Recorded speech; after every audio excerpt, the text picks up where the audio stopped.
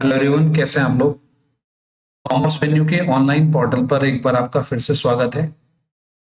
और आज हम करने जा रहे हैं कुछ एमसीक्यू क्वेश्चन की प्रैक्टिस।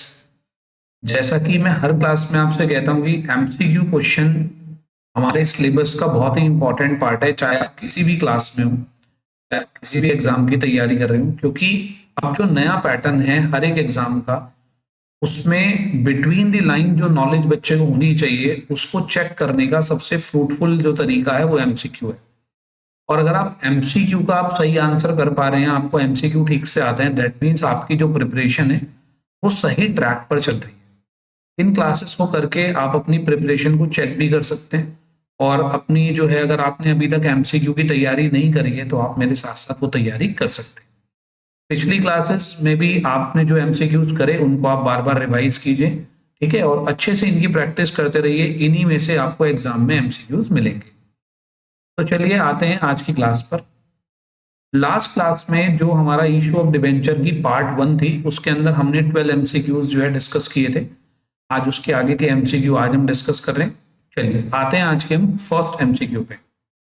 देखिए, हमारा जो लास्ट क्लास में हमने 12 एमसीक्यूज कर लिए थे, अब 13 पे आते हैं। बिल्कुल आराम से मेरी बात को आप समझेंगे और सुनेंगे। Debenture application account is the nature of, ठीक है, डिबेंचर एप्लीकेशन अकाउंट का नेचर क्या होता है। ठीक, तो देखिए, ये जो real account, personal account, nominal account, ये आप लोगों ने 11th क्लास में सुने हैं। ठीक, रियल अकाउंट में एसेट्स आती हैं, पर्सनल अकाउंट में किसी पर्सन का नाम, किसी फर्म का नाम, ये सब चीजें, आर्टिफिशियल और नेचुरल पर्सन आते हैं। नॉमिनल अकाउंट में एक्सपेंसेस, लॉसेस, इनकम्स और गेन्स आते हैं। ठीक है, आपको याद आ गया होगा, यहां पर आती हैं एसेट्स, यहां पर आते हैं पर्सन्स, यहां पर आते हैं आपके expense, losses, income and gain. Correct. अब देखिए, जो डिबेंचर एप्लीकेशन है ये किसी ना किसी पर्सन से हमें रिसीव हो रही होती है। ठीक, डिबेंचर होल्डर्स से रिसीव हो रही होती है, और डिबेंचर होल्डर्स कौन होते हैं? हमारे पर्सन होते हैं। ठीक, तो इसका सही आंसर है आपका पर्सनल अकाउंट। तो डिबेंचर एप्लीकेशन अकाउंट हमारा कौन सा अकाउंट है? Personal account. नेक्स्ट क्वेश्चन पे आते हैं।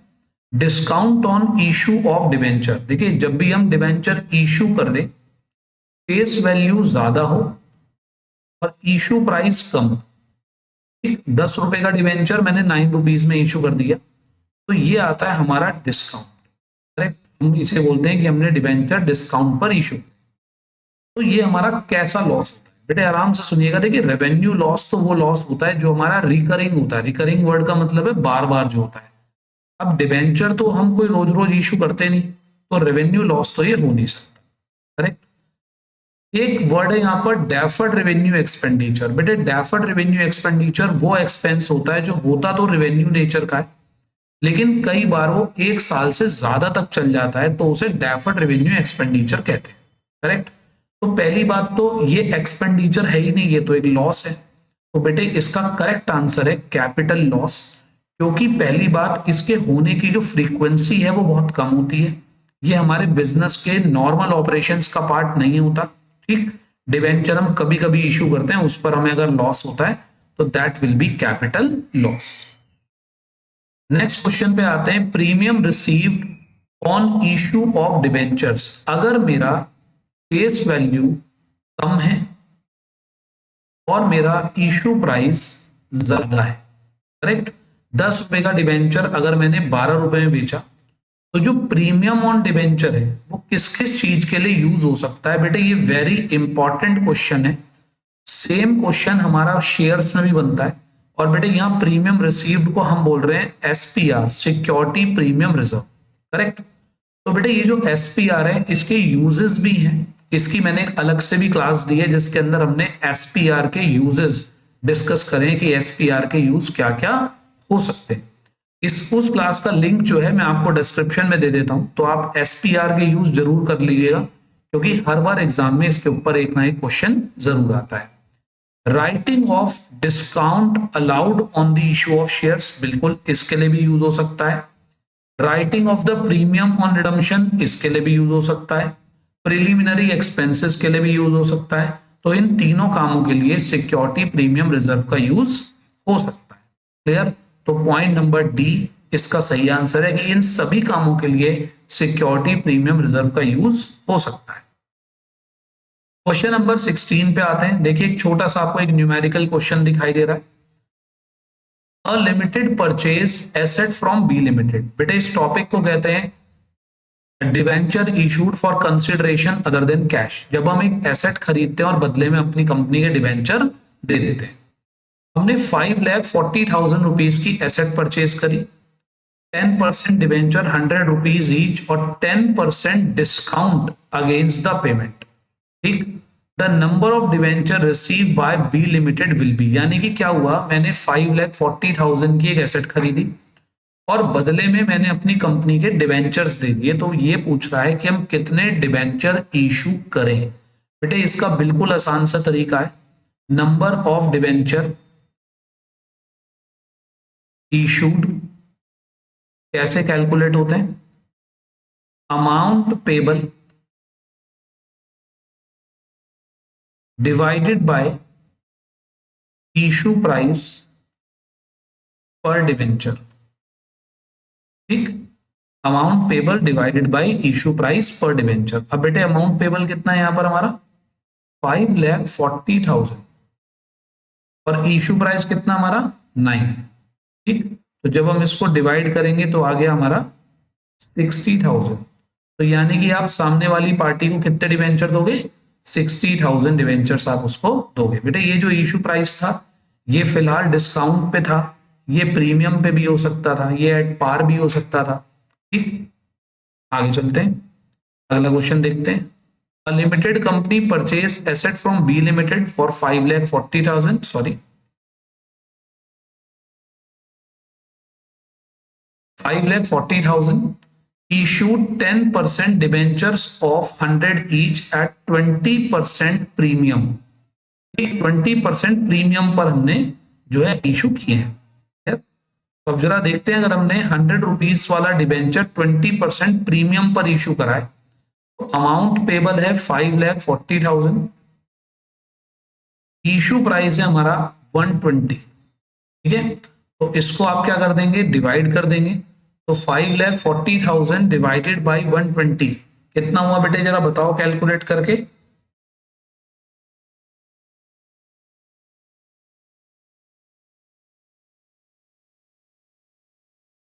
ये आ गया आपका 5,40,000 डिवाइडेड बाई 120,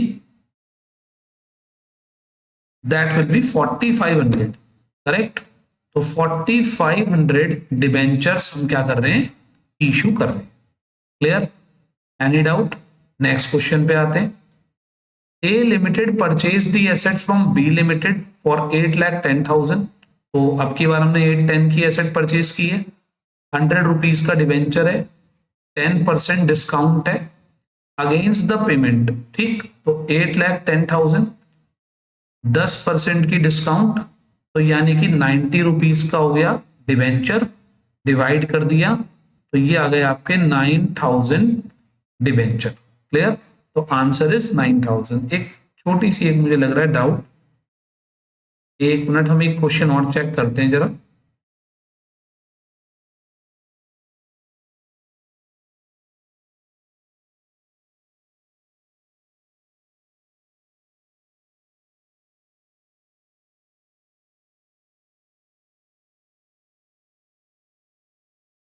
इस वाले क्वेश्चन में बेटा एक आप करेक्शन कर लीजिएगा कि ये जो डिबेंचर था ये 100 वाला नहीं है, इस डिबेंचर को आप 10 रुपीज वाला लेंगे और इसका सही आंसर आप 60,000 ही रखेंगे। ठीक है, 10 रुपीज का डिबेंचर 10% की डिस्काउंट पर।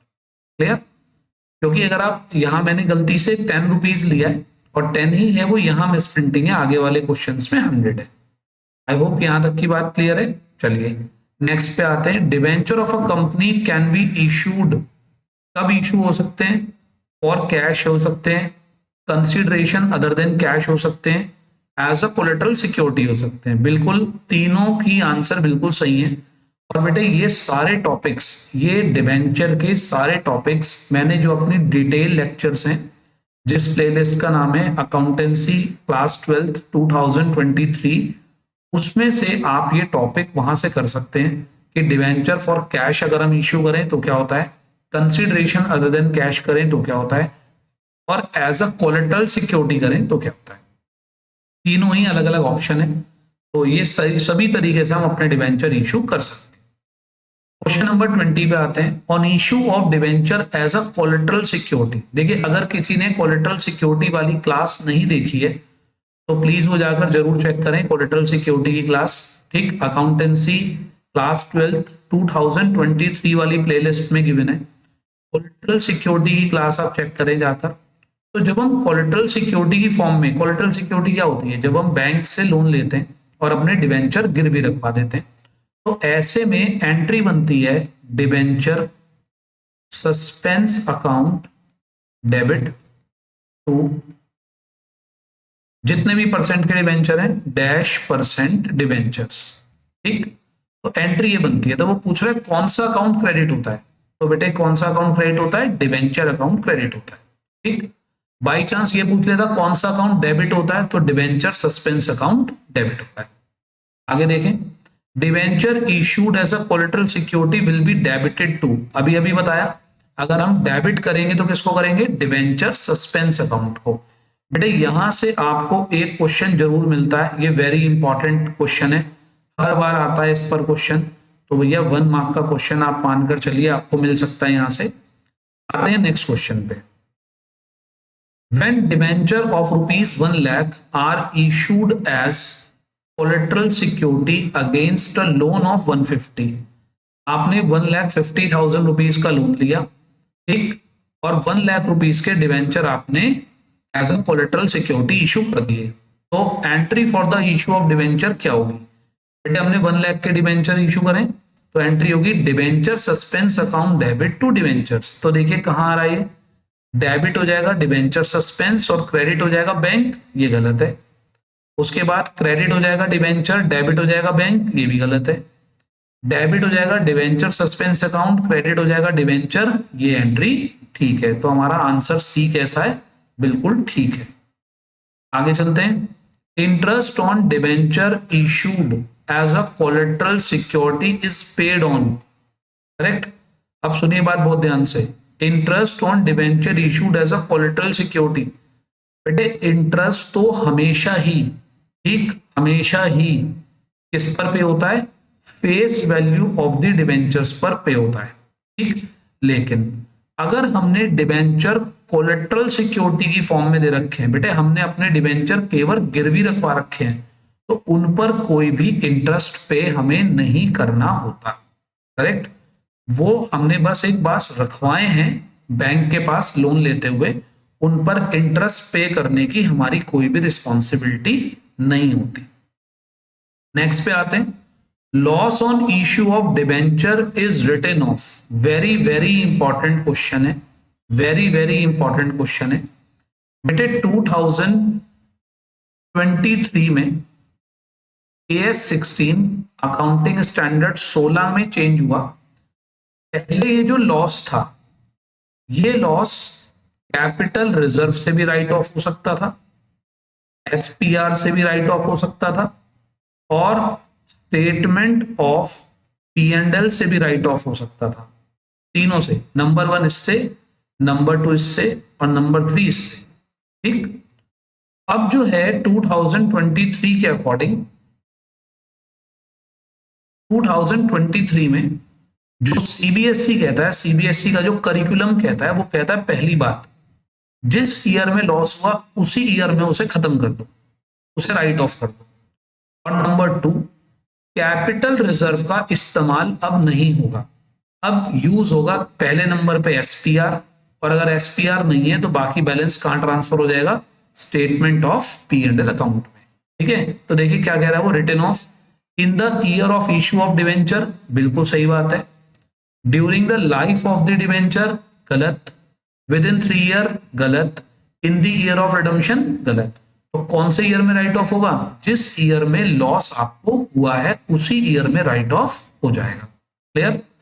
आगे चलते हैं, when debenture are redeemed, are to be redeemed at premium, जब भी डिबेंचर का रिडम्पशन प्रीमियम पर होगा, an extra entry has to be made at the time of issue of debenture which account should be credited in this entry. देखो, अगर आपको future में loss हो रहा होता है, आपको मान लो 100 के डिबेंचर के फ्यूचर में 110 रुपए वापस करने पड़े, बेटे मैं आपको एक बात सजेस्ट करूंगा, अगर कोई बच्चा ये एमसीक्यू कर रहा है और उसको लग रहा है यार ये सब चीजें कहाँ से आ गई, ये तो न्यूमेरिकल पोर्शन कहाँ से आ गया, तो बेटे एक बार जाकर डिटेल क्लासेस जो डिबेंचर की हैं उनको जरूर चेक कर लीजिए, क्योंकि बेटे जब तक आप डिटेल नहीं पढ़ोगे तब तक आप एमसीक्यू कैसे कर पाओगे।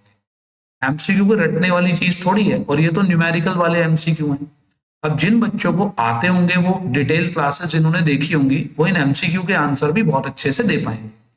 तो बेटे रिडम्पशन के टाइम पर जो भी लॉस होता है उस लॉस को तो हम करते हैं debit, loss on issue of debenture debit, loss तो होता है डेबिट, ठीक।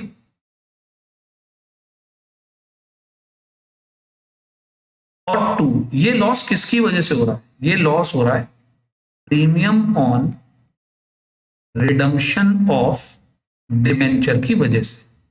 पहले आप आराम से अपनी इशू की एंट्री बनाते हैं, और फ्यूचर में जो भी लॉस हो रहा होता है ये आपका फ्यूचर का लॉस है, तो फ्यूचर में आपको लॉस होगा।